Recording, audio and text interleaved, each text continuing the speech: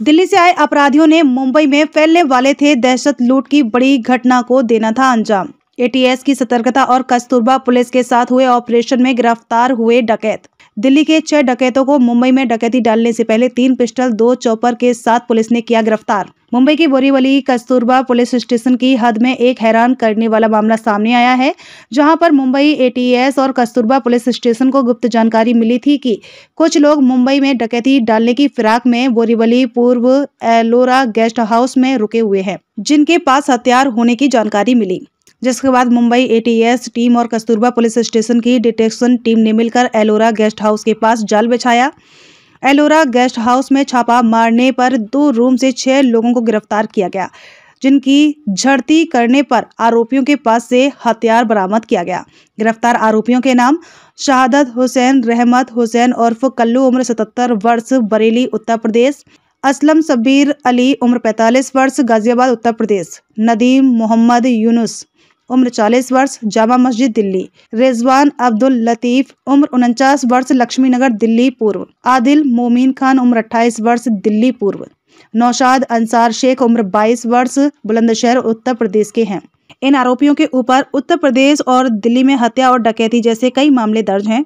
In 6 आरोपियों के pass से 1 विदेशी pistol, 1 देसी पिस्तौल, 24 जीवित कारतूस, 1 देसी कट्टा, 5 कट्टे के जीवित कारतूस, 2 चॉपर और 1 स्कॉर्पियो कार बरामद किया गया है। पुलिस से मिली जानकारी के अनुसार ये आरोपी मुंबई में किसी बड़ी डकैती की वारदात को अंजाम देने के लिए आए थे, लेकिन मुंबई पुलिस की सतर्कता की वजह से इन आरोपियों को डकैती डालने से पहले ही गिरफ्तार कर लिया गया। आगे की जाँच कस्तूरबा पुलिस कर रही है।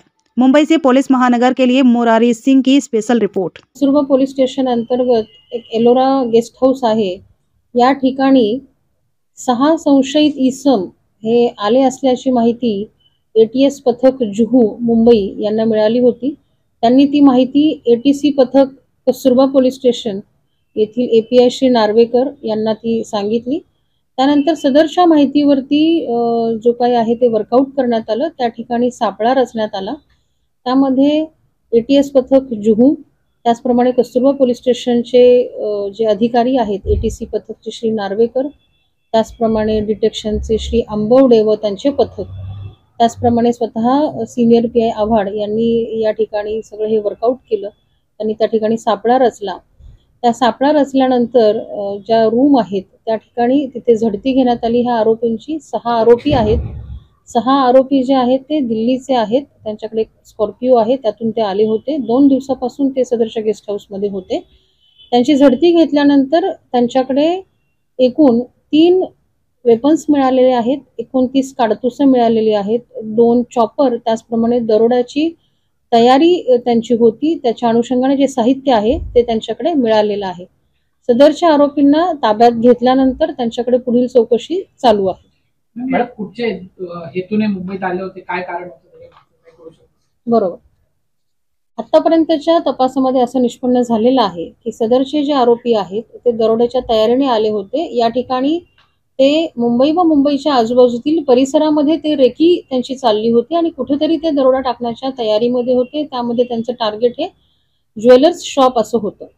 यापैकी किती लोकांवर आधी काही गुन्हे दाखल आहेत आणि पुढच्या स्वरूपात? यातील जे आरोपी आहेत हे अत्यंत सराईत गुन्हेगार आहेत। त्यांच्यावरती यूपी आणि दिल्ली या ठिकाणी गुन्हे दाखल झालेले आहेत।